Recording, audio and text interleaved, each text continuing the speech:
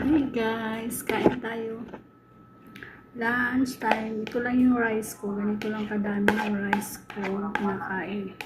Hindi na ako nagplato para hindi maraming hugasan. Ito na. Ano yung rice ko guys? Then meron tayong ulam. Ito yung tira na amo namin kagahapon. Yan. Tapos meron tayong tira din kahapon na sabaw na nilaga. Kain tayo.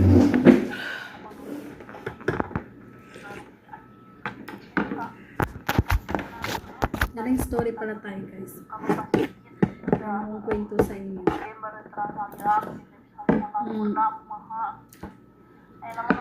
Kinausap ako ng amo ko. Lalaki kanina. Kasi uwi na ako sa June. Uwi na ako sa June. Tapos na yung kontrata ko sa June. So hindi ko alam in the end of the June na makauwi na ako. Tapos ano niya sa akin?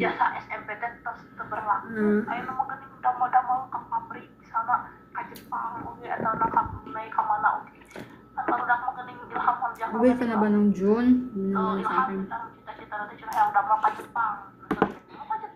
Kaya matatapos yung kontrata mo? Sabi ko, June. Tinanong niya sa akin, alam naman niya may anak ako. Sabi niya. Ilan nga yung anak? Sabi niya sa akin, ilan nga yung anak mo? Sabi ko, isa. Ilang taon na? Sabi niya, ilang taon na daw. Sabi ko, 8 years old. Anong pangalan? Ano daw pangalan?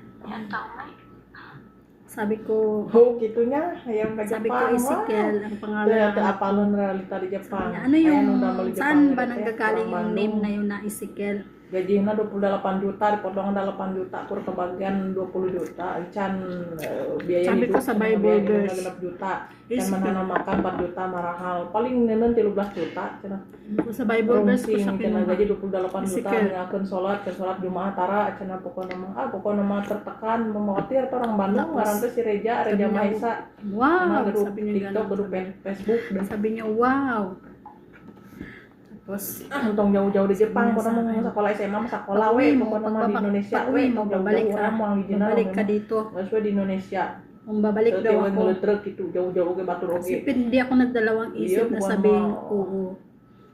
Maksiat, pokoknya mah umi Kasi nga, dia ninggalan duit ya. Pag hindi ko sinabing, pag sinabi ko hindi na ako babalik, pokoknya namanya itu we, orang yang damang itu orang tading umi sa rumah, kumangkir. Kasi alam ko na mga ganyan. Kilala ko na mga ganyang dito mga Middle East.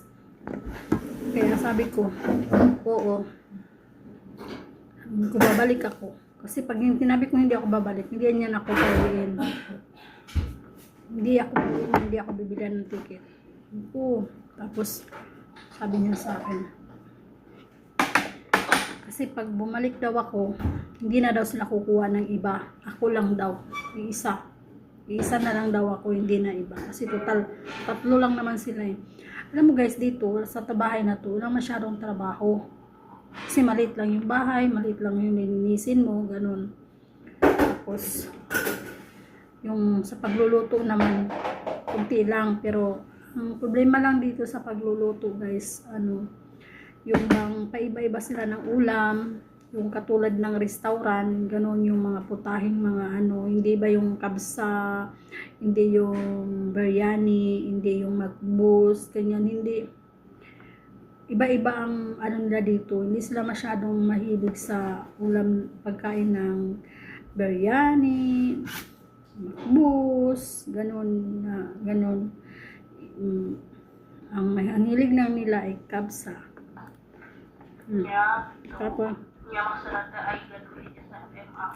Tapos yung mga pagkain, mga shawarma, ganun yung mga niluluto. Yung mga pasta, mga bechamel, ganun lang yung mga niluluto nila. Tapos, walang masyadong trabaho dito, kung tutusin. Ano lang, ano lang, tapos, yun nga, sabi yung gano'n, hindi na daw sila, yun nga, sabi nga gano'n, hindi na sila kukuha ng iba, kundi ako lang. Kukuha sila ng temporaryong, ano nila, makakasama, makakasama nila dito pag alis ko. Pero temporary lang. Pag dumating na, pag bumalik ako, alis na rin yun. Yun ang sabi niya sa akin. Tapos sabi ko sa kanya, kailangan bigyan mo ako ng fix na date ng uwi ko, ng ticket ko. Tapos sabi ko, kasi para naman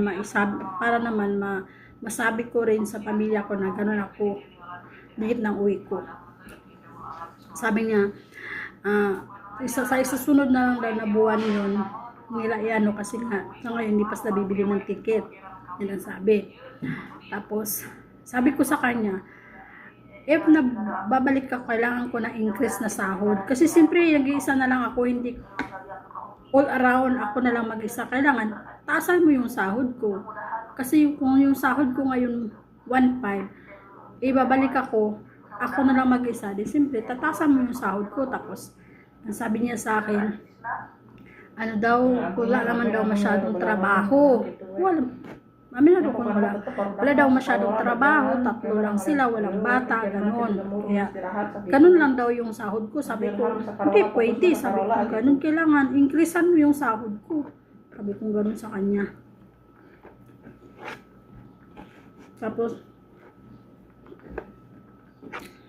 Tapos kako, ibibigay mo rin kako sa akin yung benefits ko na gratuity ko, yung end of contract ko na sa lahod, yung vacation ko. Sabi ko gano'n sa kanya, sabi kong lalaki, ibigay mo sa akin yung end of contract ko na sahod.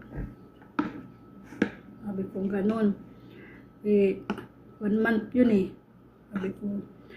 Tapos sabi niya, pag-uusapan daw nila mag-asawa, tapos yung anak nila, pag wala na daw itong kasama ko, pag umalis na, saka i-suggest daw, ano daw niya yung pag-uusapan daw namin yung 4. Kasi sa ngayon daw, hindi po muna daw kami mag-uusap na about yan, kasi nga, nandito pa ngayon kasama ko. Mga dito, dicarikan ko boss na hatong dicarikan yun, salah, dito natin basa. Patir, bukan naman tertekan, jumaang, tara, tiyan na katingalun, sholat, nakidot kaya. Pero itong kasama ko guys, di ba nilang sinabihan na bumalik ka? Ayaw na talaga nila itong pabalikin. Kasi alam nila truk di pabrik, di mana kayak.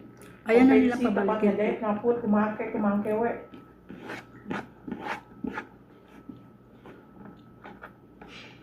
Pero ako, ilang beses na yun, umpisa pa lang sabi nila ng amo ko na mag-stay ka dito sa amin ng matagal. Sabi pa nga sa amin, 5 years daw. Tinawanan ko lang.